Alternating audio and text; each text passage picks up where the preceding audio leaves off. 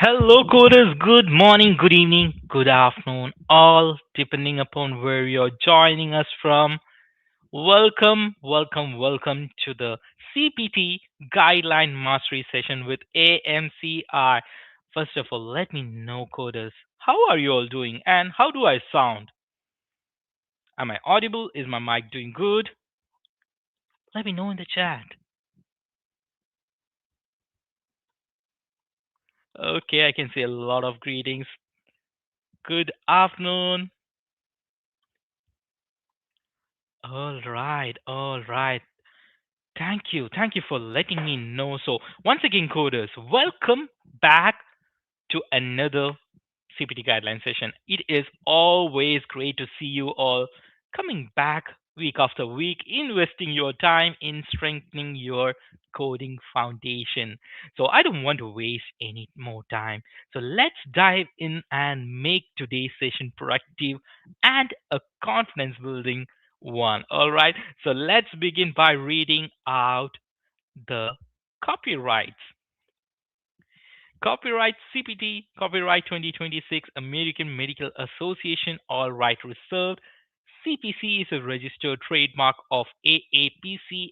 AAPC content found within this presentation is a copyright of AAPC. The keyword concept FTR, CHUN, AMCI FAB 7, AMCI ICD 10, Flip Tab, and MCG are the trademark of AMCI. The credentials CPC, CRC, COC, CPMA, CPB, CPPM, CPCO are owned by AAPC. AMCI do not own right to these credentials. The credentials CCA, CCS, CCS-P, RHIA, RHIT are owned by AHIMA. AMCI do not own right to these credentials. Okay, so today, coders, we are diving into the topics that are big for both exam and real world coding. Yes, we will be discussing the skull based surgery coding, destruction of or destruction by neurolytic agent, as well as we will be discussing about the chemo denervation coding procedure. So, a lot of interesting topic to discuss today. And in your CPT manual, the codes for today's topic, the skull based surgery, destruction by neurolytic agent, and chemodenervation, all are found under the nervous system chapter. And the skull based surgery codes are reported from 61580 to 61619, and the destruction of neurolytic agent and chemodenervation codes are reported from 64600 to 64681. All right, so this is where you find these codes, and let's begin with the skull based surgery coding. And before we jump into skull based coding, surgery coding, we need to get one thing crystal clear. What exactly is a skull base? So think of the skull base as the floor of the skull. Yes, it is a foundation that brain literally sits on. Now, here is an important part. Skull base act as a divider. It separates the brain from the critical structures below it, including your face, nasal cavity, the paranasal sinus, ear structures, and even the upper spine and the brainstem. Now, here's a key concept you must remember for both anatomy and CPT coding. The skull base is classified into three areas. All right. And these three areas are first, your anterior cranial fossa, followed by middle cranial fossa, and then comes the posterior cranial fossa. All right, are we good so far, coders? This is about the basic anatomy of your skull base. So let's discuss in detail in the next slide. So anterior cranial fossa, let's talk about that. Anterior cranial fossa, this is the front portion of the skull base, and it supports the frontal lobes and lies down or lies above the eyes and nasal cavity. So you can see the anterior cranial fossa over here. Then comes the middle cranial fossa over here, just below it. This is a central portion of the skull base, and it houses the temporal bones and contains major neurovascular structures. And then it comes posterior cranial fossa over here. Yes, this is the back and the deepest portion of the skull base. It supports the cerebellum and brainstem and connects to the upper spinal cord. So, why does matter for coding? You might ask, why does the anatomy matter for this coding? For the coding, yes, it matters because CPT skull-based procedure codes are organized based on these three cranial fossa. All right. And easy tip to memorize is that anterior is equal to your front, middle will be the center, and posterior will be the back. All right, that's a quick tip. Now, skull base surgery involves a lesion located at the base of the skull, which I've just mentioned. So, it might involve the lesions at the anterior cranial fossa, middle cranial fossa, and the posterior cranial fossa as well. So, these procedures frequently require multidisciplinary team. That means multiple surgeons, often from different specialty, may work together during the same operative session. Now, this is actually indeed a complex procedure. The skull-based surgeries are really complex procedure, and it involves the specialist from different specialty, right? So these procedures are not typically staged. Why? Because delaying the closure would significantly increase the risk of infection, including the meningitis and osteomyelitis. So, during the same operative session, the surgeon will aim for the definitive closure of the dura, the subcutaneous tissue, and the skin. All right, so skull based procedures are, as I said, classified into three distinct components. So, first comes the approach, then comes the definitive procedure, and the third one is the repair or reconstruction procedure. All right, so now let's discuss in depth about these three procedures. First is the approach, right? An approach is performed solely to obtain adequate exposure to the skull base lesion. In simple terms, it describes how the surgeon gets there, not what the surgeon does once they are in. All right. So the approach procedure explains how a surgeon accesses the skull base, and it is classified based on the anatomical areas involved, including your anterior cranial fossa, middle cranial fossa, and the posterior cranial fossa, as well as brainstem and upper spinal cord at times. So CPT organizes the skull base approach codes around these anatomical regions.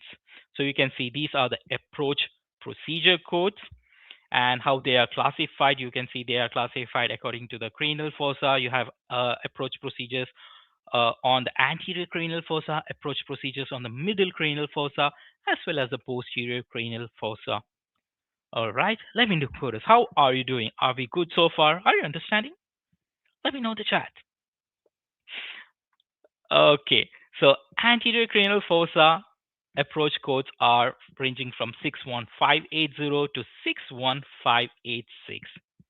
And in that, 61581 through 61583 uses a craniofacial approach. That means it's a combination of neurosurgical and facial surgical technique used to access deep seated lesions of the skull base by approaching them through both cranium and the face. So that is your approach, craniofacial approach. All right. Then we have 61580 and 585 that uses orbitocranial approach. Okay. Now this is a combination of orbital roots with the cranial roots. That's how it got its name. That it got its name orbito. I think okay. Let just give me a second. Orbitocranial approach. All right. And next we have, what do we have next? We have 61585 that is also using orbitocranial approach. And next there is a 61586. So here the physician exposes the anterior cranial fossa by combination of techniques like bicoronal, transzygomatic, and Leaford 1 osteotomy approach. So it involves multiple techniques And then comes next is about the middle cranial fossa, and the CPT codes ranges from 61590 to 61592. So CPT 61590 describes the infratemporal preauricular approach to the middle cranial fossa. So in this approach, the surgeon makes incision in front of the ear. That's how it got the term preauricular. It will be done, the incision will be made in front of the ear. All right, and it passes through the infratemporal fossa to gain access to the middle cranial fossa. And then we have CPT code 61591. This describes an infratemporal postauricular approach. That means, yes, that means postauricular means it's behind the ear. And then we have 61592. Yes, it uses orbitocranial zygomatic approach. So here again, a combination of approaches used, techniques is used, cranial access as well as zygomatic osteotomy technique is used for orbitocranial zygomatic approach. And finally, we have posterior cranial fossa approach. So here the CPT codes are from 61595 to 61598, and all these codes describe different approach to the posterior cranial fossa. So here the term trans means across or through. So each code descriptor tells which approach was performed. You have 61595, that is for transtemporal, which means through the temporal bone. Then we have 61596, that is transcochlear. That means through the cochlea. And 61597, that means transcondylar, which means through the condyle structure. And finally, we have 61598, that is transpetrosal. All right, so trans means through. And this is how the approach procedures are classified. And it is the only important thing you have to note is to identify which approach has been used. All right. Okay. So now let's move on to the definitive procedure, the second part of the skull based procedure. So, definitive procedure is performed to treat the lesion. Okay. It talks about why they went there, why they went inside the skull. It is to treat the lesion, right? So this is the main therapeutic component of the skull-based surgery, and the definitive procedure may involve procedures such as your biopsy, repair, resection, excision, and when appropriate, a definitive procedure may include the primary closure of the dura, mucous membrane, as well as skin. So, as I said, this is the main therapeutic component of the surgery. This is what a surgeon does once he gets inside. So, we have covered the approach. Now, we have covered the definitive procedure. Let's move on to the third part. Okay, before that, let's look into the CPT codes for the definitive procedure. Again, all these definitive procedures involve treating the lesions at the base of the skull, such as tumors, neoplastic new tumors, the vascular lesion, the infectious lesions, and these codes are also grouped as like grouped into three, as of like you have base of the anterior cranial fossa, base of the middle cranial fossa, and base of the posterior cranial fossa, and each location is further divided based on the depth of involvement, like whether it was an extradural involvement. Extradural means lesion is outside the dura, and then we have intradural involvement, which means lesion extends inside the dura. Okay, that's the difference between an extradural and an intradural. And when the procedure is intradural, these codes typically includes the dural repair as well. Okay, so this is how the definitive procedures are classified. The CPT codes are classified. And now we move to the final phase of the skull base surgery, that is talking about the repair and reconstruction procedure. So these procedures are performed to repair the defect that remains after a definitive procedure has been completed. So once a definitive procedure is completed, if there is any repair needed to be done, that's where we code these CPT codes.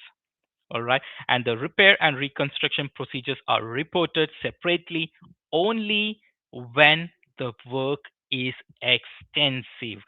That's the key word here, extensive. If it's not an extensive repair performed, you should not quote them. All right.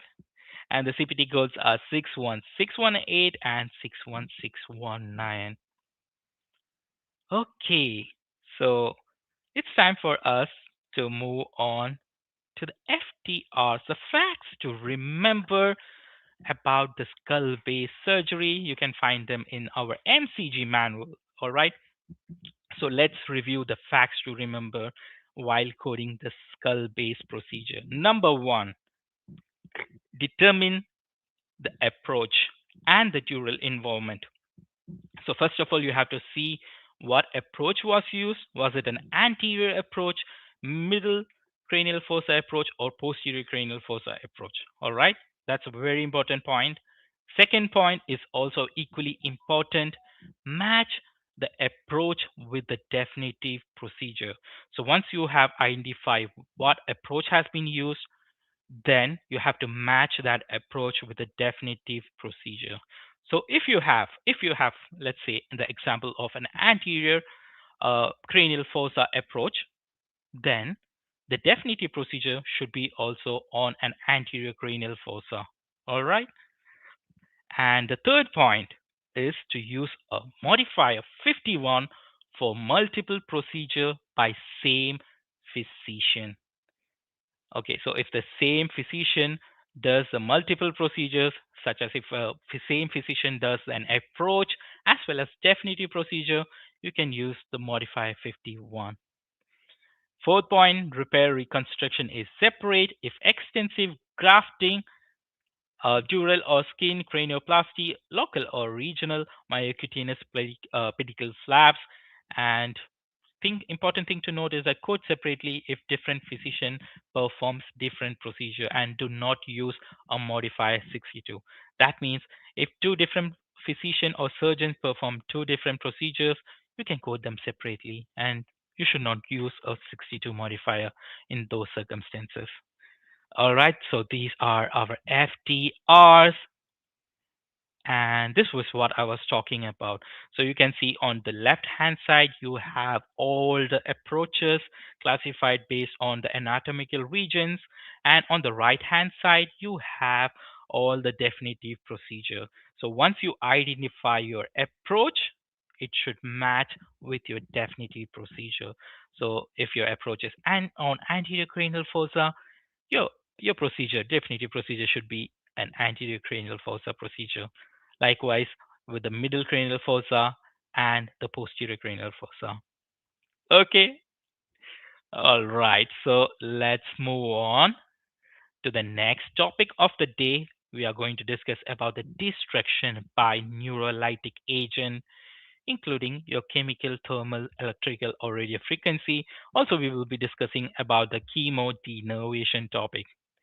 All right, everyone, let's talk about the neurolytic destruction, also known as a neurolysis procedure. So, neurolytic destruction procedure is a procedure where the physician will intentionally, so this is the keyword, intentionally destroys specific nerve fibers to stop pain signal from reaching the brain. All right, so that is a way to control the pain, right? And this is not a temporary fix. Okay, this is not a temporary fix. This is done when the goal is long term and often a permanent pain relief. And the nerve can be deliberately destroyed using different methods, including the chemicals, yes, including the chemicals, or the thermal method. You can use the heat of a temperature greater than or equal to 80 degrees Celsius. Then can be done by using electric and radio frequency, continuous radio frequency ablation. So radio frequency ablation is one of the most common used method. So no matter the technique, the objective is same: interrupt the pain pathway by disabling the nerve itself.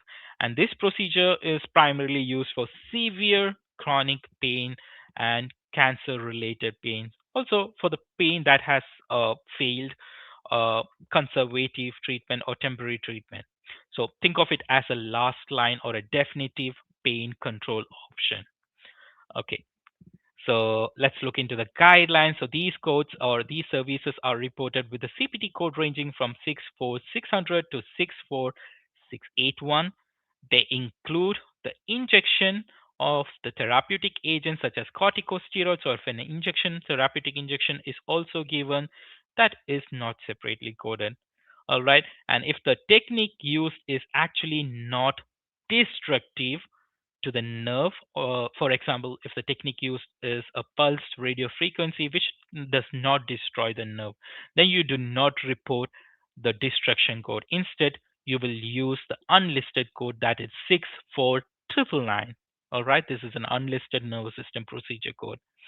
And yeah, I will also touch on some of the chemodenervation code, which we will discuss on the later stage. So here, since we have it on our slide, I will discuss that as well. So certain body parts have their own chemodenervation codes, such as internal anal sphincter, the bladder, the external ocular muscles. So when these apply, you must use the site-specific code and not the general chemodenervation code. So you will have to go to those specific CPT codes and use them from those chapters, not from this chapter. All right. Okay. All right. So CPT organizes the procedure by what nerve or nerve group is being treated, such as cranial nerves, like the trigeminal branches, or the spinal or peripheral nerves, joint intervening nerves, muscles, or the glands supplied by specific nerve. And another key thing is that many of these procedures may involve imaging or EMG guidance. So CPT is very specific of when the guidance are included, or when it may be reported separately, and when it is not allowed together. So always have an eye on these parenthetical guidelines, and you can churn your manual as well. So that will be really helpful. All right. Okay, so next section focus on paravertebral facet joint nerves. And once you understand the anatomy, these coding rules makes total sense. So a facet joint is a small synovial joint formed between the articular process of the adjacent vertebrae in the spine. And these joints are present at different levels like cervical, thoracic, and lumbar levels. So they play a key role in spine movement, the stability, and unfortunately also for a chronic spine pain. So facet joints are innervated by the medial branch nerves of the dorsal rami of spinal nerves. And you can see the facet joint are, yeah, it's written here. The facet joints are innervated by the medial branch nerves of the dorsal rami spine, and two medial branches nerves innervate at each joint. So that's why more than one nerve may be needed to be targeted. So while coding, you have to keep in mind that the coding for a destruction by neurolytic agent of the paravertebral facet joint nerve is done based on the facet joint treated, not on the basis of number of nerves that is destroyed. All right, so you code as per the number of facet joint treated, not by the number of nerves that has been treated. Okay, so that's a guideline which you have to keep in mind. And here you can see the CPT organizes these codes using like two questions: which spinal region, whether it's a cervical, thoracic, or lumbar or sacral. You can see 64633 is for the cervical or thoracic single facet joint. And the second question will be how many facet joints are treated. Okay. So you have to use the add-on codes if there is more than one facet joint that is treated. So here you can see 64634. You have add-on code for cervical or thoracic, each additional facet joint, and you have 64635 that is for single facet joint at lumbar or sacral level, and 64636 that is for lumbar or sacral level. additional facet joint. Okay. And one thing you have to note is that, or keep in mind, is that you should not report 64633 to 64636 with 77003 or 77012. Why? Because image guidance are already included in these codes. So do not report image guidance along with these codes. And here is a parenthetical guideline that you have to churn and you have to keep in mind while coding these services. So when you are coding for a bilateral procedure, bilateral restriction of the paravertebral facet joint by neurolytic agent at two levels, all right, at two different levels. So for the first level, the base code, you can use 64633 or 64635. And if the bilateral level injection or the destruction has been performed, you will report these codes with a modifier 50. And for the second level, you cannot report them with a 50 modifier. Instead, you will report those add-on codes with a quantity 2. So you can see these add-on codes for bilateral procedure, report 64634 and 64636 twice. Do not report a 50 modifier in conjunction with 64634 or 64636. So you cannot report these add-on codes over the 50 modifier. So that's something you have to keep in mind and churn in your manual as well. So do not report 64633 and 64636 for non-thermal facet denervation, chemical, low-grade, thermal less than 80 degree or pulsed a radio frequency as well. So instead, you will report these services with the unlisted code 64999. All right, so you can keep that as well in mind. And let's move on. I think, yeah, this is going to be the last topic. So let's talk about chemodenervation. Chemodenervation is the injection of chemical agents. Mostly used is the botulinum toxin. You must have heard about it to temporarily block the nerve signals to the muscles and the glands. So here in the chemodenervation, the key word is temporary, while in the previous slide you saw that it was a destruction, right? This is temporary, while other one is a permanent. So here key characteristic is that these are reversible procedures. The nerve is not destroyed and effects wear off over the time. And this nerve inactivation, this is a nerve inactivation and not a nerve destruction procedure. And chemodenervation is commonly used to treat the dystonia, spasticity, chronic migraine, and sometimes hyperhidrosis. All right, and you also have to remember that do not report separately the diagnostic injection, therapeutic injection, as well as contrast injection if they are performed along with the chemodenervation procedures. And yes, so these are the chemodenervation code. You have 64642 to 64645. That is coding for chemodenervation of the extremity. So you have 64642, that is for chemodenervation of one extremity, 1 to 4 muscles.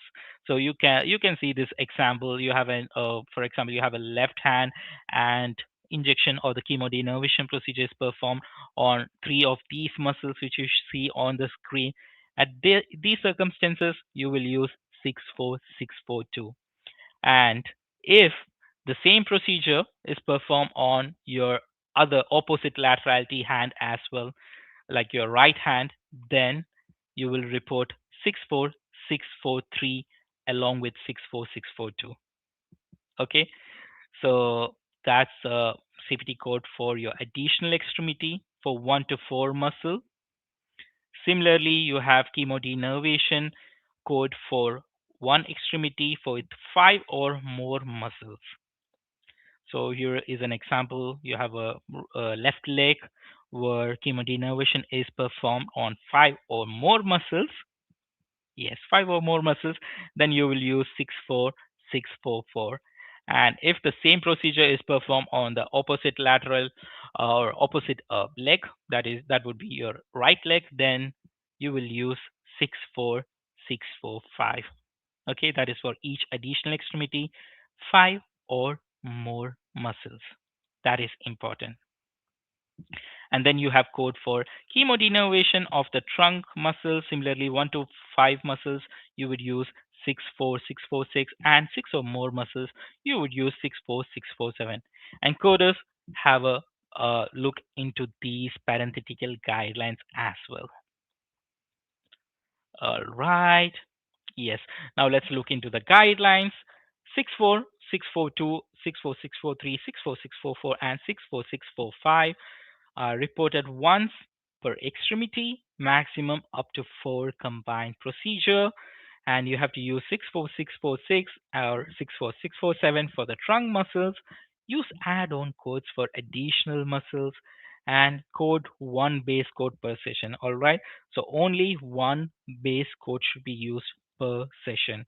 Also report chemodenervation agents separately if applicable. Finally, diagnostic injections are bundled. All right, so these are some other few chemodenervation CPT codes. You can also have a look into these codes. These are based on their muscles and the glands. All right, coders. So we have learned a lot today. It's time to test what we have learned. And are you ready, coders? Are you ready to do the coding exercise? Let's apply those guidelines what we learned. Okay, here we go. Exercise number one. Of the following answers, which best describe correct CPT coding for this procedure? Your options are 64635, option B 64633, option C 64999, option D 64635 A 64-year-old patient with chronic low back pain undergoes pulse radiofrequency treatment of the lumbar medial branch nerve supplying the L4 L5 facet joint. The procedure is performed under fluoroscopic guidance. Of the following answers, which best describe the CPT coding for this procedure? What say you, coders? You got 2.5 minutes to answer this one. Okay, you are all going to rock this scenario. So be forensic. That is my tip for this scenario. Okay, go ahead, coders. Your time already has begun.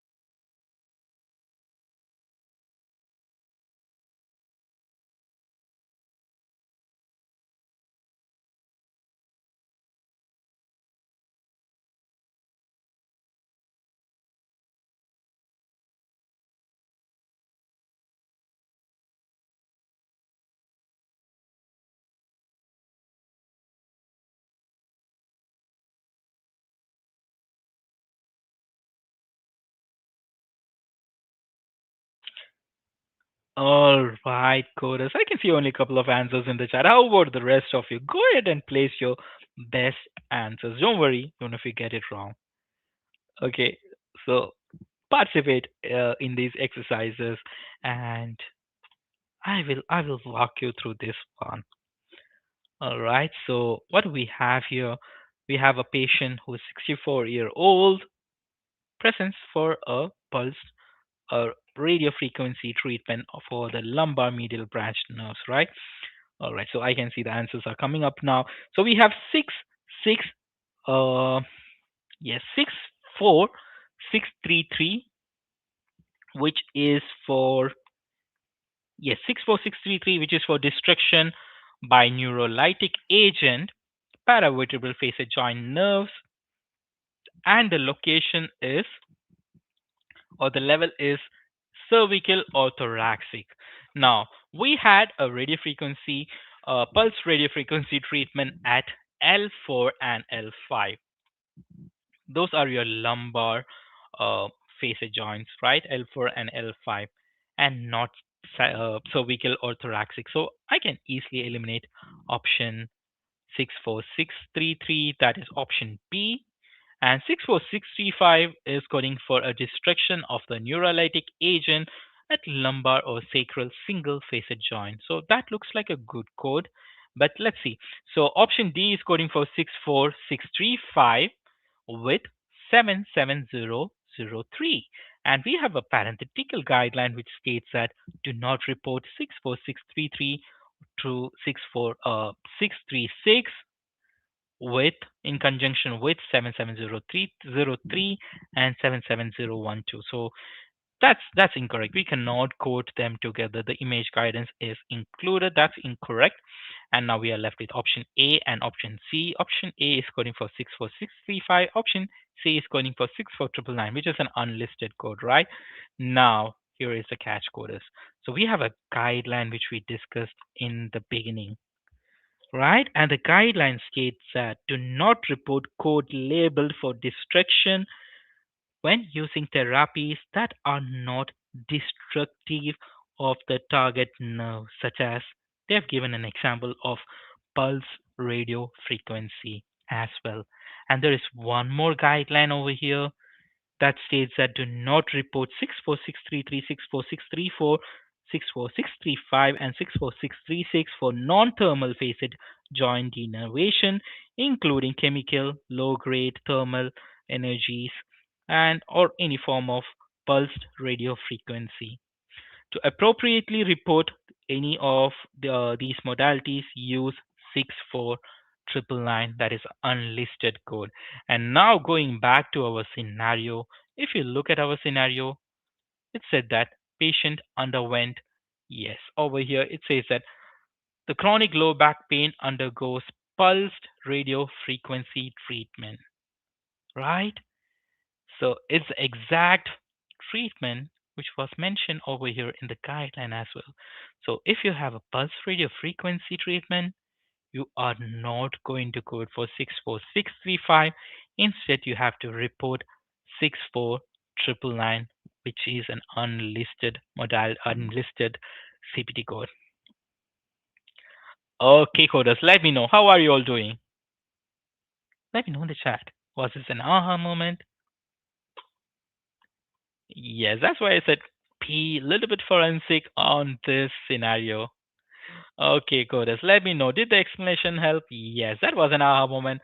So a bit more forensic, we would have got that one. So great job, great participation. I can see a lot of aha moment in the chat.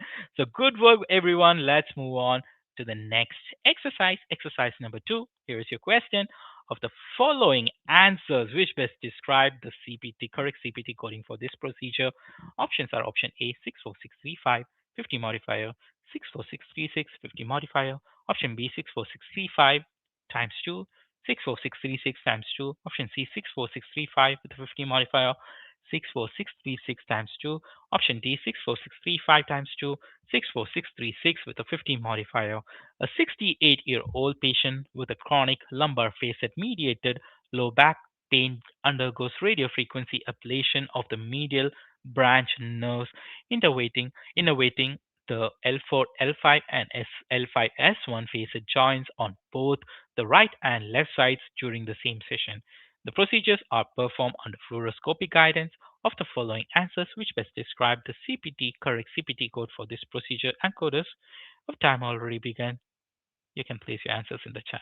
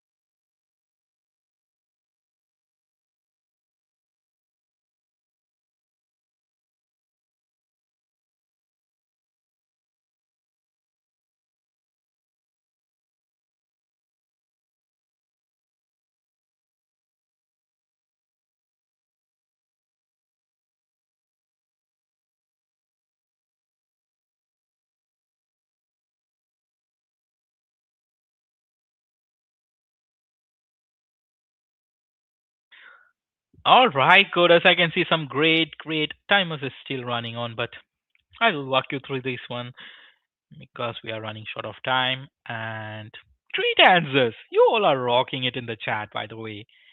Excellent coding. So you guys got the guidelines. You all were forensic with this scenario also.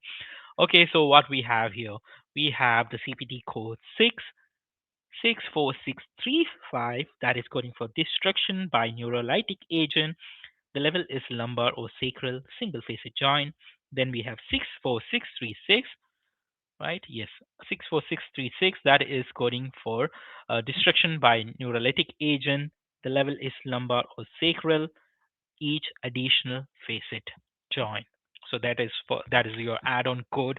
And if you look into the procedure, we have a destruction or by neurolytic agent performed at L4 and L5. That is one of your facet, and then we have L5 and S1. That's your second one. Okay, so it's a two different levels. The destruction has been performed, and it's time for us to look into the code options that we are having.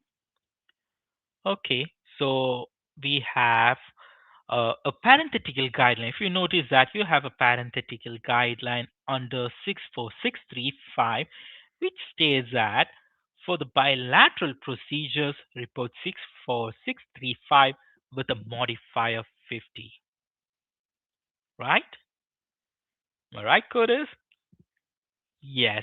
So that would help me eliminate option B and option D because they are coding for a two quantities of 64635, which is incorrect as per the guidelines. So parenthetical guideline asks us to report 64635 with the 50 modifiers. There you go. So your two options are B and D are wrong. We are left with option A and option C. Okay, now we have to figure out which is the correct answer. And again, if you remember, I told you have to keep an eye on these parenthetical guidelines just before reviewing the guidelines in the beginning, right? So if you look into the next parenthetical guideline that is under 64636, you can see that for bilateral procedures, report 64636 twice and do not report a 50 modifier in conjunction with 64636. That means option C is incorrect. Sorry, option A is incorrect. Option A codes for 64636 with a 50 modifier. And if you look into the procedure, we had a destruction performed at bilateral two levels, right? At both right and left at two levels, L for L5 and S for L5 and S1. And that just by following the parenthetical guideline, I arrived at the correct answer, and that would be option C, which is 6463550 modifier and 64636 times 2. All right, coders, how are you all doing? If you learn something, as Misty always say, that is priceless. Okay, so don't worry if you got it wrong, and I hope the explanation helped. So let's move on to the next scenario. Quickly, let's move on to the third scenario for the day. Of the following answers, which best describe this correct CPT coding for this procedure? Option A 64644. Option B, 64644, 64643. Option B 64642, 64644. Option C 64647. Option D 64642, 64645. A 56-year-old patient with a history of stroke presents with a significant muscle spasticity affecting the daily activities. After failing conservative management, the patient is scheduled for botulinum toxin injection. During the visit, the physician carefully evaluates the involved muscles and performs chemodenervation in single session. In the right upper extremity, botulinum toxin is injected into six different muscles to relieve the severe spasticity, while in the left upper extremity, the physician injects botulinum toxin into three muscles. All injection sites, dosage, and the patient's immediate response to the treatment were clearly documented. Of the following, which best describe the correct CPT coding for this procedure? Okay.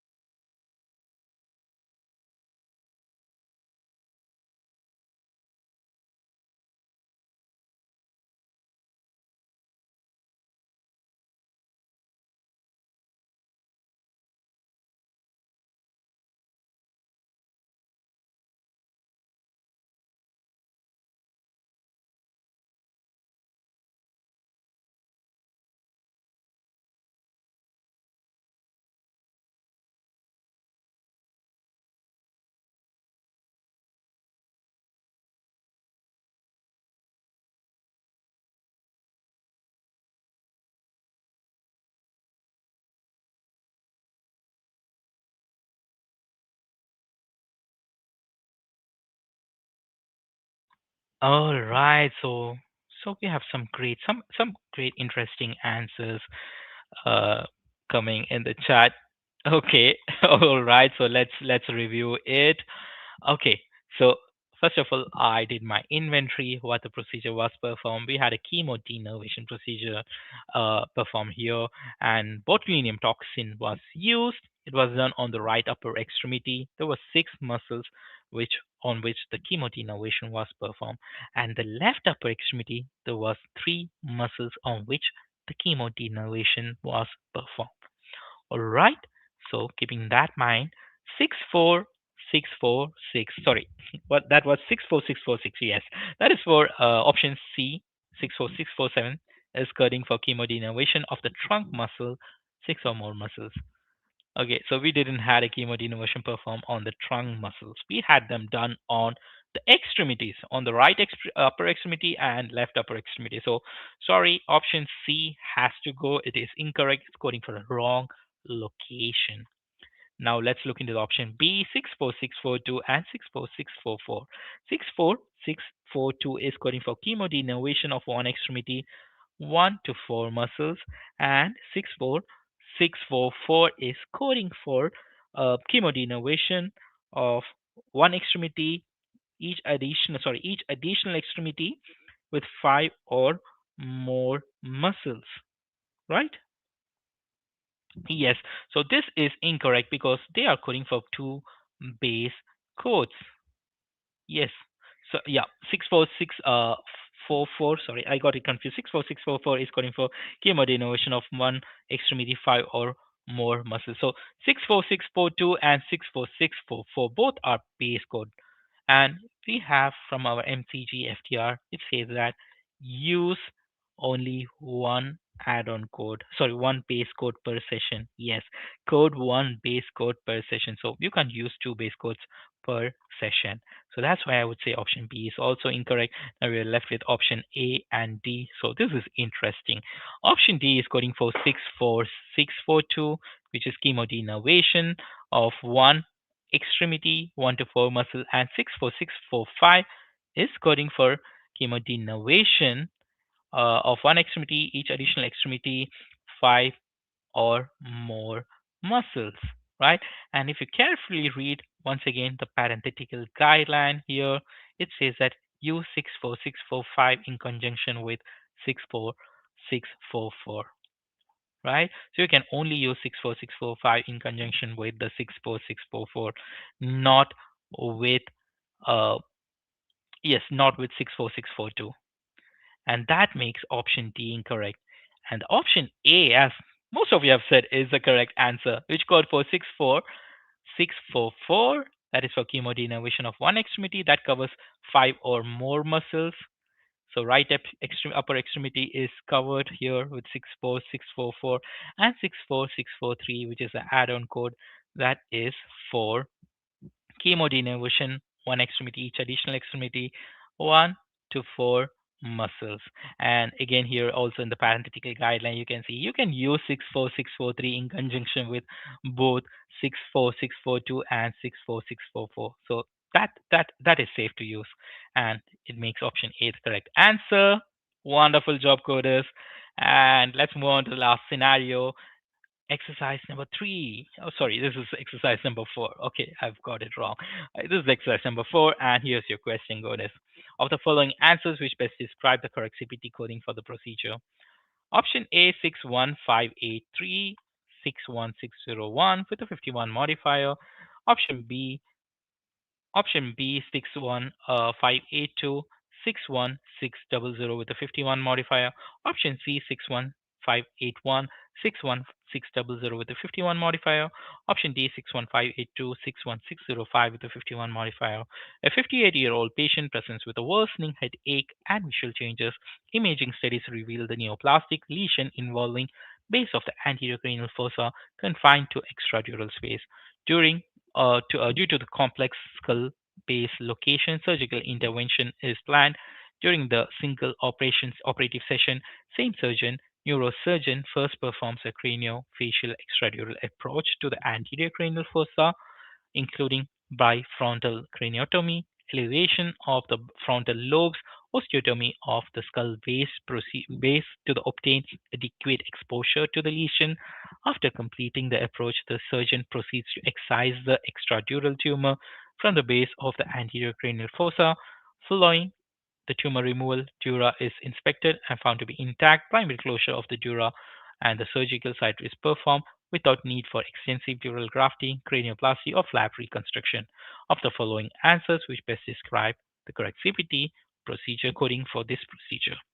All right, Kodas, quickly, you got 2.5 minutes to answer this one.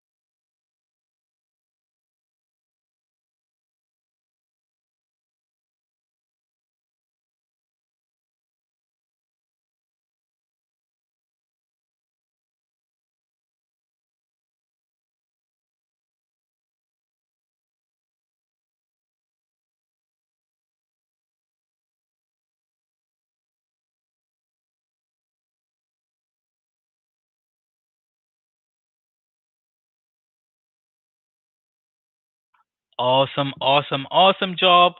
Outstanding. You all even started answering way before the timer went off. Great answers. Excellent job, Curtis. So, okay, let me quickly walk you through this one as well. I've got my inventory, neoplastic lesion, base of the anterior cranial fossa, a craniofacial extradural approach, and a surgical excision of the extradural tumor was performed in this scenario. Wonderful answers. Answers are coming through. Great job, everyone. Excellent. Impressive. Okay, so let me know, Coders. What was the location of the lesion in this scenario? At which location of the skull base is the lesion located? Is it in the anterior cranial fossa? Was it in the middle or the posterior cranial fossa? So first you have to identify the approach, right? So the lesion was in the anterior cranial fossa. Am I correct? Join with me in the chat. Okay, yes, it was anterior cranial fossa, and the approach is also an anterior cranial fossa. You can read over here. Yes, during the single operative session, same neurosurgeon first performs the craniofacial extradural approach to the anterior cranial fossa. That is your keyword. So once you have identified the approach, now you have to identify the definitive procedure. So definitive procedure is also would be on the anterior cranial fossa, right? After completing the approach, the surgeon proceeded to excise the extradural tumor from the base of anterior cranial fossa. Yes. So your approach and procedure is on anterior cranial fossa. All right, so now let's look into the CPT codes 61582. That is coding for a craniofacial approach to the anterior cranial fossa, extradural, extradural, including the lateral rhinotomy, ethmoidectomy, sphenoidectomy without.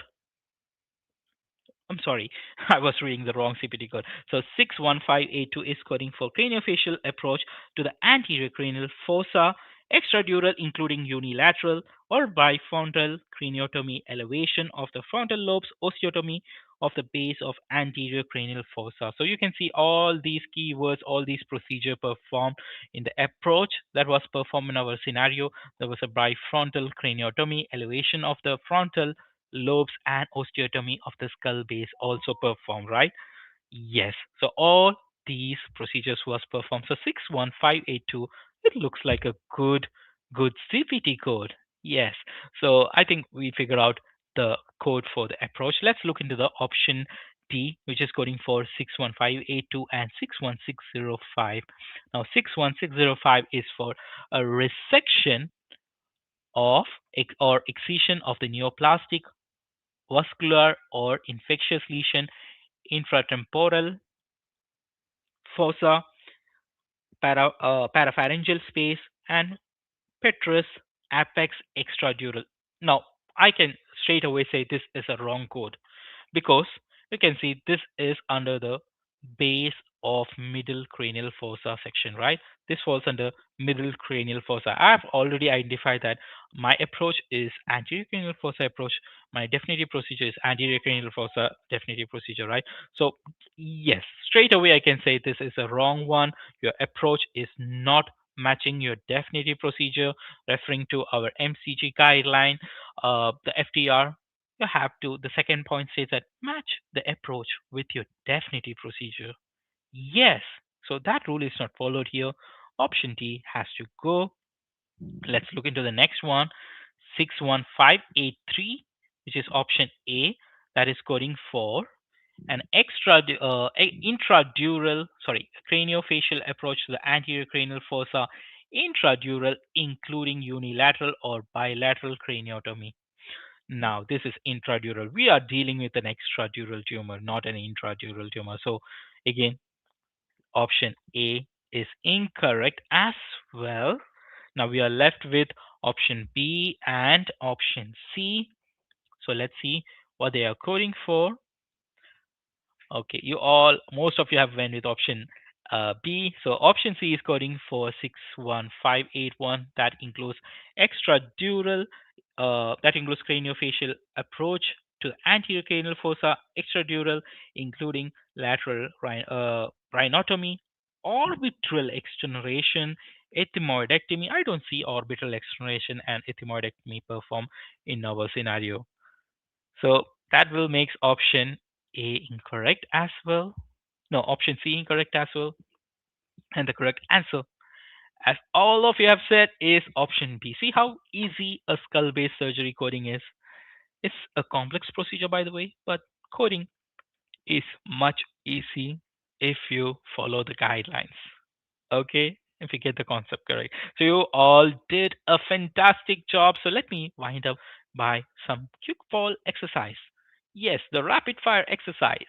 All right, Curtis. So the first question: during a neurolytic nerve destruction procedure, the physician injects corticosteroid through the same needle track. What should be coded here? Option A, report the injection separately. Option B, injection is included in the destruction code. Option C, use diagnostic injection code. Option D, use an unlisted code. What say you, coders? This is a rapid fire round, and I expect everyone to please answer quickly. Go ahead, coders. Okay, I have first answer in the chat.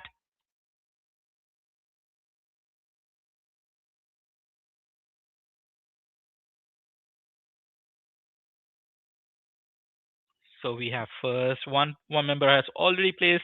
Okay, yes, Star Wars Girls has already placed the answer in the chat. How about the rest of you? Go ahead, go ahead. If you know the guidelines, if you have carefully listened to the guidelines, you will get it right. Okay, here comes the next. All right, everyone is now joining, and the chat is on fire. So, yes, I would say you all are right. Injection is included in the destruction code. Great job. Excellent. Yes, here's the guideline which states that the code 64600 to 64681 includes the injection of other therapeutic agents as well. Do not code or report the diagnostic or therapeutic injections separately. Excellent job. Next question, go this. A physician treats a facet joint nerves using low grade thermal energy below 80 degrees Celsius. What should be coded? Use a facet joint destruction codes. Option B, Low grade thermal energy qualifies as destruction. Option C, use an unlisted procedure. Option D, report diagnostic injection. What say you, coders? You did an exercise similar to this today. Okay, great, great. See, that's how we learn. So that's a perfect. I can see you all are placing correct answers in the chat. Yes. So once you get it wrong, that's not a big deal. If you learn something, that is priceless and that is beautiful. So I can see you all have learned from your mistakes. Excellent job. All right. Anyone more to place the answers in the chat? Go ahead. I will wait for a couple more seconds.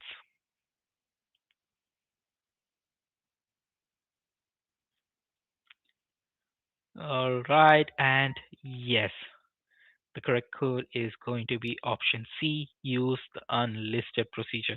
And here we go. Here is a guideline which you need to refer. Okay, this is a guideline you need to refer. To not report 64633 to 64636 for non-thermal facet joint innervation, including chemical, low-grade thermal energy, or any form of pulsed radio frequency. So great job. Let's look into the third question. During the single skull base surgery, one surgeon performs a procedure to gain exposure to the lesion and then performs a procedure to excise the lesion. Both procedures are completed during the same operative session. What should be coded here? Report only the definitive procedure. Option B, report only the approach procedure. Option C, report both procedure happened a 51 modifier to the secondary procedure, and option D, report both procedure without modifier. What say you, coders?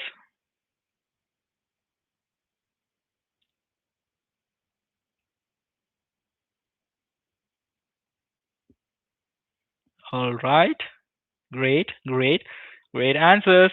So let me quickly show you the answers. Yes, it is option C. Report both procedures and happen 51 modifier to the secondary procedure. And here you go. Here we go. Here is your guideline that you have to refer. And let's move on to the next one. During the complex skull base surgery, one surgeon performs the approach procedure to expose a lesion, and the second surgeon excises the lesion.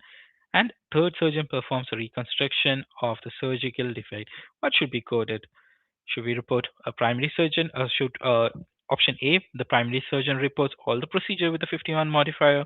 Option B, use 62 modifier. Option C, only the definitive procedure is reported. Option D, each surgeon reports only the procedure personally performed. What say you, coders? Please your best answers in. Don't worry, even if we get it wrong. What do you think? Which is the correct one?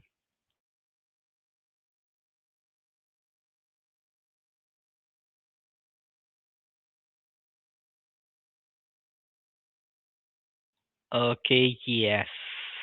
Yes, that is the correct answer is going to be option D. Each surgeon reports only the procedure personally performed. So here's the guideline: when one surgeon performs the approach and the other surgeon performs the definitive procedure and another performs the repair or reconstruction procedure, yes, each surgeon will report only the code that is performed or only the code specific procedure performed for the specific procedure performed. All right, so there is your guideline. I think this is the final poll scenario. During the facet joint denervation procedure, physician ablates two medial branch nerves that supplies single facet joint. What should be coded? Report one code for each nerve treated. Report only one code for facet joint regardless the number of nerves treated. Option C, use unlisted procedure code. Option D, report two facet joint codes. What say you, coders? This is the last scenario. Give your best answers. Okay, all right. Good one, good one. Yes, it's the correct answer is option B. Report only the code for the facet joint, regardless number of nerves treated. Yes. So the guideline says although two nerves innervate each facet joint, only the code may be reported for each joint innervated, regardless the number of the nerves treated. So That is your answer. Excellent. Yes, I can see the answers are still coming on. So wonderful job, coders. So if you enjoyed the video, I hope you really enjoyed the video today. And please don't forget to smash that like button and also to subscribe to our channel and share it with someone. Share this video with someone who really need to see this. And I've placed the survey link in the chat, coders. Please go ahead and fill out the survey form. If you have any questions that were unanswered, you can mention them in the survey form as well. So please go ahead and like this video and share as well. All right, coders. So we will see you, or we will meet next week with some new topics and something new to learn as well. So till then, stay safe, keep coding, and take care. Thank you everyone for joining. Have a great rest of the day.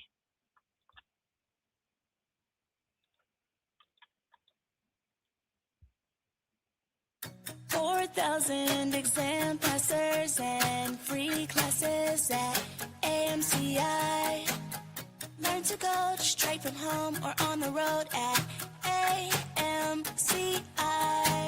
We're on the East Coast, the West Coast. We're all around.